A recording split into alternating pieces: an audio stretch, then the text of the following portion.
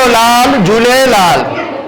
भगवान अमारा परम पूज्य ઈષ્ટદેવ झूलेलालजीनो 1074मो આજનો જન્મ ઉત્સવ થઈ રહ્યો છે।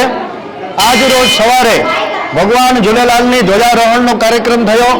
11 વાગે મહાઆરતીનું આયોજન થયું છે અને મોરબીના સમસ્ત સિંધી સમાજ દ્વારા સિંધુ ભવન ખાતે समस्त सिंधी समाज ने साथे मळीने भोजन समारंभનું અને આયોજન થઈ રહ્યું છે, ભંડારાનું આયોજન થયું છે।